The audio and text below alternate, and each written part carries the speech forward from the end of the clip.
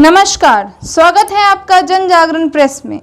1 जुलाई 2022 से birthday party हो या शादी पार्टी, स्ट्रीट स्टॉल हो या बड़े रेस्टोरेंट, छोटी दुकानें हो या शॉपिंग मॉल, सभी में एक नया बदलाव देखने को मिलेगा।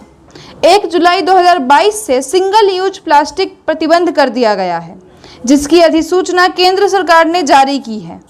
वो चीज़ें जिसे सिंगल यूज प्लास्टिक में रखा गया है वो है earbud, plastic stick of balloon, flag, candy stick, ice cream stick, polystyrene, plate, cup, glass, fork, spoon, knife, straw, tray, wrapping और packaging films of sweet boxes, invitation card, cigarette packet, plastic और PVC banners less than 100 micron और stairs.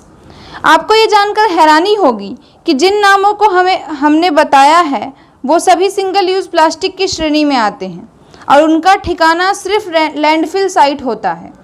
Delhi में 3 बड़े landfill sites हैं, गाजीपुर, भलसवा और ओखला, जिसकी हालत से आप अंदाज़ा लगा सकते हैं कि सिंगल यूज़ प्लास्टिक हमारे स्वास्थ्य के लिए कितना हानिकारक है।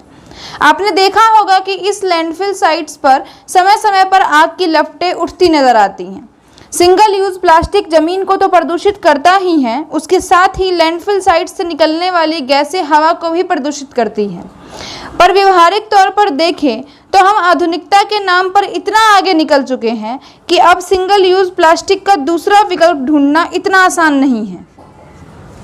इस विषय पर सामाजिक कार्यकर्ता और मार्केट एसोसिएशन से बात की तो उनका कहना है कि सिंगल यूज़ प्लास्टिक का विकल्प अब ग्राहक के अलावा कोई नहीं कर सकता, इसलिए जनता को खुद जागरूक होना पड़ेगा।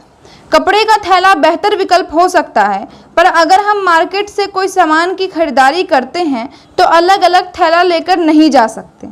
पर शुरुआत कहीं ना कहीं से तो करनी पड़ेगी, और ये शुरुआत आज ना हुई तो देर तो हो ही चुकी है, कहीं बहुत देर ना हो जाए। इसके लिए सबसे पहले समाज को खुद जागरूक होना पड़ेगा। इसके लिए सरकार और सामाजिक संस्थाओं को आगे आना बहुत ज़रूरी है। सिंगल यूज़ प्लास्टिक पर आप क्या सोच रखते हैं और विकल्प के तौर पर क्या होना चाहिए, अपना विचार कमेंट करके ज़रूर बताएं और इस मुहिम का हिस्सा बने। फिर मिलते हैं नए मुद्दे, नए चेहरे के साथ। तब तक बने रहें जन जागरण प्रेस के साथ। धन्यवाद।